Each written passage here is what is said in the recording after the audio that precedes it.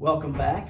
With this video, we are addressing Hoppenfield special tests of the shoulder. We'll be doing more tests than Hoppenfield describes. As you notice, we're cleansing our hands. We're not wearing masks because we are COVID-free and symptom-free, and I need to see his countenance. And again, we'll be doing a few more tests than you'll find in Hoppenfield. Gonna start in Hoppenfield. He actually names aptly scratch tests as special tests because of active and passive range of motion is important. Neurologic are also tests. We've done those in a previous recording. Now we're going to target the anterior shoulder region, specifically the biceps brachii. One test that we have is Jorgensen test.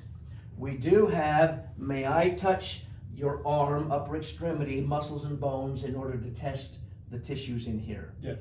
If I do anything makes you uncomfortable or hurts you, let me know, because you have all the power here, okay? You're relaxed, please. Notice how I control the arm here. I've got internal and external passive range of motion. I'm going to step off anterior and slightly lateral with an oblique angle of my fingers, externally rotating to make the lesser tubercle stand out, bicipital groove, greater tubercle. In the bicipital groove lies the long head of the biceps.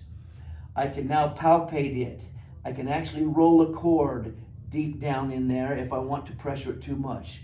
There is a transverse humeral ligament or intertubercular ligament that goes from lesser to greater tubercle. And that actually straps the long head of the biceps down into the tubercular groove. That can actually be rupture, grade 1, 2, or 3. Which is difficult to understand. It must be a blow because it's not a joint of two segments separating. The greater lesser tubercle never change their relationship with each other. But anyway, it holds the long head down. I'll now run my fingers parallel to palpate for a little bit. You'll notice I turn away once in a while when I'm trying to find the structures because I'm ignoring my eyes or my ears and I'm listening with my fingers. When I locate it, I'm going to check the countenance. Does this bother you at all? If you push on it too much, it will. Now, this long head can sublux or dislocate out of the bicipital groove. We're going to test for that with Jorgensen. I'm going to have him resist me as I pull his elbow into extension and the shoulder into external rotation, because the biceps is an elbow flexor and external rotation just pulls the tendon out. So from here, resist me, please. Let's hold the fist here. I'm palpating here. I'm going to straighten your arm out and turn it out, okay? It shouldn't hurt. If it does, let me know. Ready? Notice my biomechanics. Instantly, I generally work at the same level, but my feet went wide. I dropped my center of gravity. I'm facing the direction I work, okay? And if I need to turn, it's going to be with the feet. It's not lifting with the back or turning at the back. You'll end your career prematurely. I will grade you on your biomechanics throughout the semester, not just locating the tissue. So, not tender to palpation, I'm going to pull his arm down and out. And this time I'll stabilize better here. This is more effective so that it doesn't abduct on me and relax. Did that bother you at all? So he's not ruptured that transverse humeral or intertubercular ligament. Very well. That is Jorgensen test. We have Speed's test, which is for tendonitis of the long head of the biceps. Biceps brachii passes anterior to a medial lateral axis at the elbow. It is a hinge joint, so that will do elbow flexion and it will also do shoulder flexion. We're just going to isolate down to elbow flexion. Where Jorgensen for subluxing dislocate long head, I extended the elbow and externally rotated the shoulder. With this, I'm going to stay in the sagittal plane and simply extend the elbow as he's doing an eccentric load of his biceps to see if it aggravates an inflamed tendon or tendonitis. Turn your palm this way so I can get a hold. Or you can just grab here. I like the control here. I can also get, maybe if he's got a flinch or something, I'll get the squeeze here. Stabilizing at the elbow into the ribs and I'm staying in the sagittal plane, I'm just gonna pull your arm straight down, okay? Like this, and you resist me. It's not the MMT where I'm doing a make or break at the end. And my body mechanics again, and we're going out, and relax. Notice I bend at the knees, I didn't bend at the waist. Just natural, but done a long time and it does that, and you'll want to do the same thing. It will elicit pain mostly here if it's a biceps tendonitis. That is Speed's test for bicipital tendonitis. Now we have Neer's test for impingement in the shoulder. We have the acromion process and a lot of soft tissues in here. We go to 20 degrees and the scapula starts to rotate 1 degree for every 2 degrees of glenohumeral. We get to 120, we're impinged. So now I'm gonna externally rotate the shoulder and it gives me more room to go on up. I'm going to recreate that impingement by doing Neer's test. Bring the elbow, this is passive on the patient's part. I'm holding the shoulder at 90 degrees of flexion, the elbow at 90 degrees of flexion, and I'm simply rolling that greater tubercle underneath the acromion process. Passive range of motion, you're relaxed, I'm simply going here. And if he's crowded in there from impingement, something inflamed, capsule, bursa, rotator cuff, biceps, supraspinatus, etc., then that will induce pain because it's crowded and now I'm making it more crowded. Neer's test for subacromial impingement. Okay, now we have step-off sign. If someone has dislocated their shoulder, the head of the humerus, because of the musculature, the architecture and the musculature, the head of the humerus will drop inferior and slightly anterior. As a result, we don't have the nice rounded deltoid coming off and rounding out the greater tubercle of the humerus. Rather, the head of the humerus is hiding back in by the coracoid or under the coracoid process. So step-off sign, you'll look at them and you'll see this nice acromion, and rather than round, it'll be a vertical cliff right there.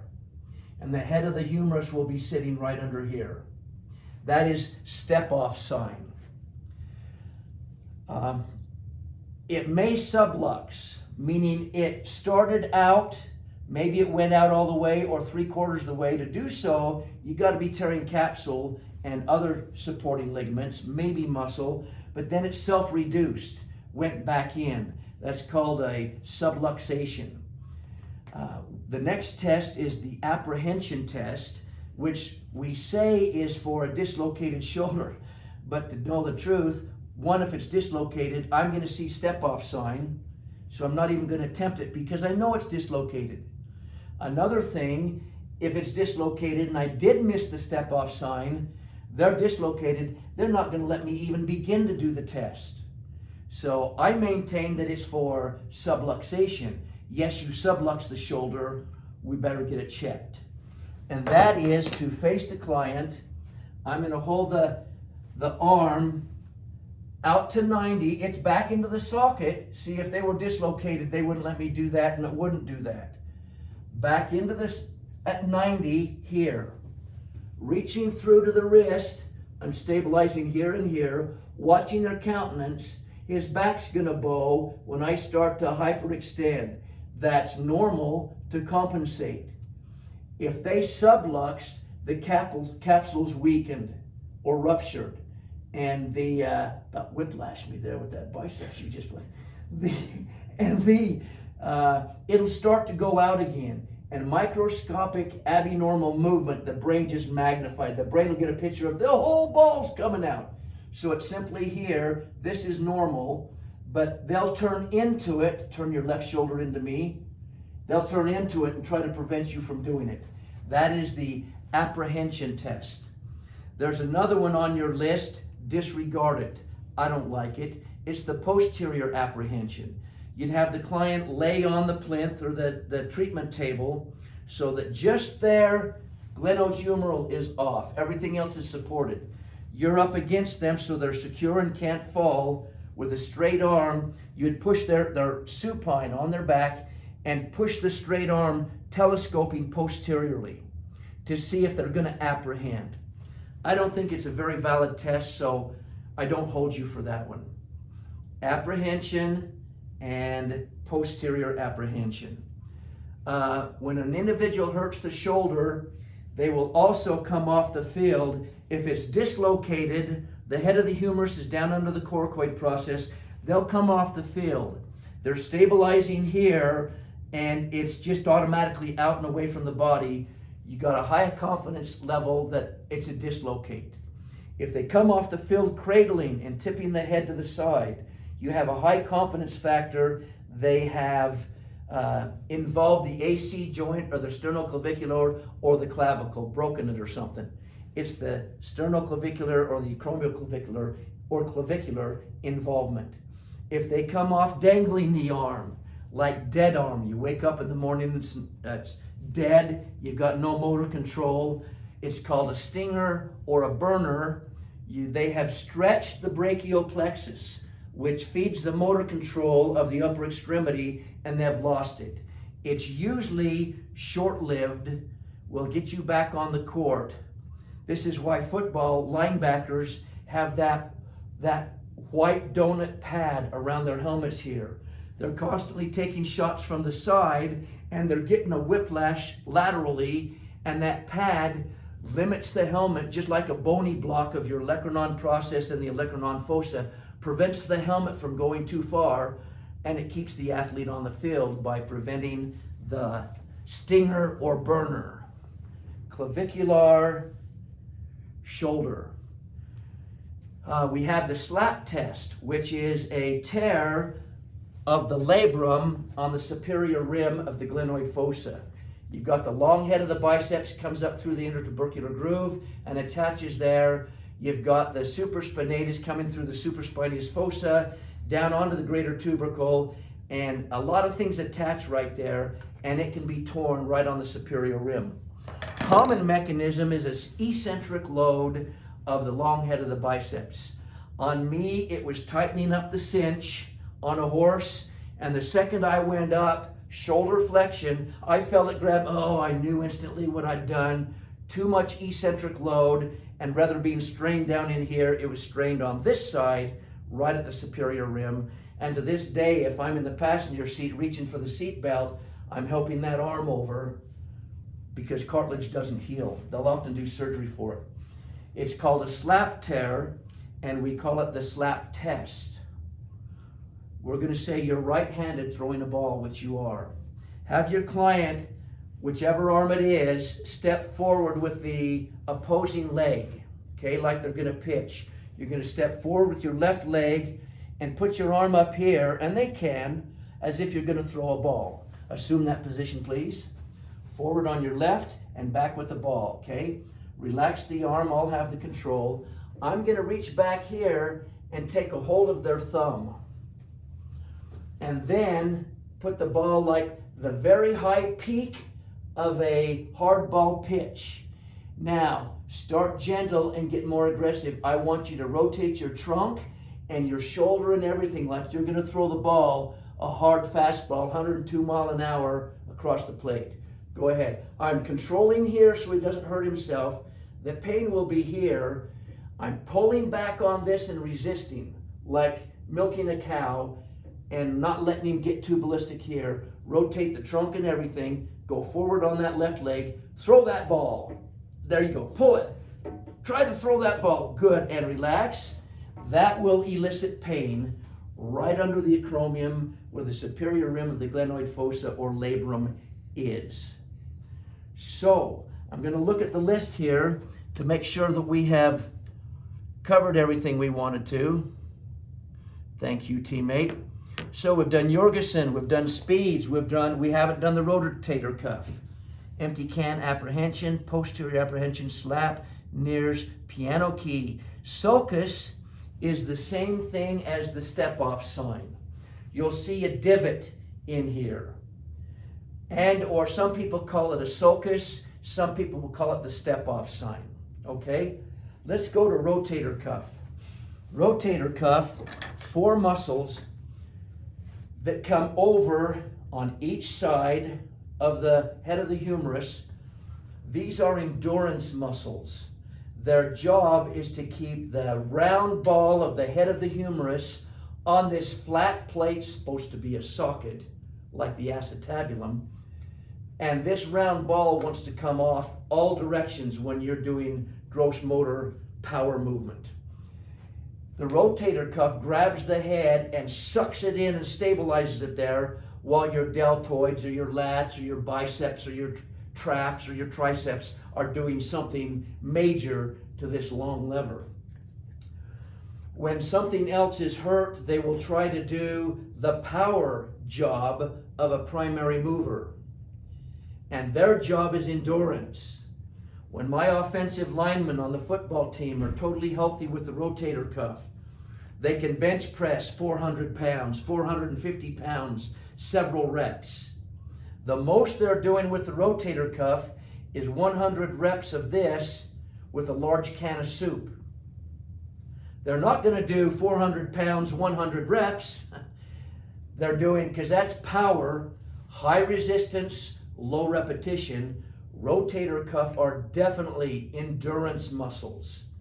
So we're going to end up doing light resistance, a large can of soup by the time it's 100% healthy, and we've worked up to 100 reps of all 3 planes. Sagittal plane, this is a little bit of therapy. This is called the chug-a-chug, choo-choo, elbows into the ribs. We will do chicken wing, only out to 45 degrees. It's not internal rotation. Look at my thumbs. Keep the thumbs up. It's abduction, A24. Purely A24, only to 45 degrees. And finally, the exhibitionist or the flasher. You've got your long trench coat on and you're flashing somebody. External rotation in the transverse plane. Elbows into the ribs, and you're just doing external, internal rotation. Start with nothing in your hand and do 20 reps, 3, 4, 5 times a day. Build up to 50 reps, put a small can in, go back to 20 or 30, build up to 75, put a large can in, build up to 100 several times a day. That's the therapy. Now let's test for the rotator cuff. Since it is a stabilizer of the ball in the plate, it's very much engaged when we're doing abduction. So we're going to do the drop arm test, which is, I will have you, don't do it yet, clap your hands above your head, and you should be able to do that. Sometimes, see, the deltoid's not necessarily hurt, but sometimes they'll compensate for it, so watch for that. The real test comes once you clap at the top when you drop it back down. If one of the rotator is cuff is torn, grade 1, 2, or 3, they will try to compensate for it, or when they get to here, the arm will completely drop because they can't handle the biomechanics of that long lever. So they'll get it to here and slowly drop them back down, and when it gets to here, they'll compensate or it'll drop. And if they start to favor it all, I'm going to give them a little tap or a push, and then they can't manage it like they do the other arm. Please bring your hands up above your head. They're going to bilaterally abduct A24. Go ahead. And slowly lower them back down out to the side. And then when it gets to here, that arm will drop. Or if I see him compensating at all, I can tap it or push it, and it'll hurt and it'll drop. That is positive for rotator cuff, called the drop arm test. Now, let's isolate the supraspinatus of the rotator cuff. Coming across the top in the supraspinatus fossa to the greater tubercle. With this, I'm going to have the client put your arms out straight, please, palms down. Now make a fist with your thumbs up. Turn towards me a little bit so we'll get an angle. Now, as the examiner, I'm going to take his arms. This is 12 o'clock. I'm going to take him out to 10 and 2 o'clock. Now I'm going to say, turn your thumbs down. Okay? That's why this is called the empty can test. He just dumped his can of pop out. Empty can. If that elicits pain, it's positive for supraspinatus of the rotator cuff. But we're not done yet. I can also take it further. I want you to hold your arms here, and I'm going to work to push him down. Now, I'm a lot stronger here with my lats than he is there, his anterior deltoid. But I'm going to go to push it down, and if that elicits pain or he can't manage it on the involved side, that is specific for supraspinatus of the rotator cuff. That's called the empty can test. Would you pull your list up again and see if I've got them all? Slap test, Nears, piano key is the one I've missed. Apley's we've done, empty can, apprehension, drop arm speed, Jurgensen. Okay, the piano key test. I've mentioned before how this is the only tie of the entire shoulder girdle with all of this powerful musculature to the axial skeleton, sternoclavicular joint. This is a strut. It has a lot of pressure on it, maintaining all relationships. If this joint, or the bone is disrupted at all, it will be forced up and become very prominent. And it usually, even after healed, doesn't go back to where neutral was. Right here, sometimes, if you've got a grade 3 of the acromioclavicular joint, this will ride high. Now, a grade 2, it will ride high, or a grade 1 even. But with a grade 3, meaning you've completely ruptured the ligaments, this is free floating now. So I can take it, remember we locate it by going lateral to medial, and there's the step up, prominent on him, but it'll be riding high. You can take it and push on it like a piano key, and it will drop down and spring right back up again, just like the ivories or the ebonies of a piano key. The piano key test is for AC joint of the shoulder sprain. Those are the special tests of the shoulder. Thank you for your time.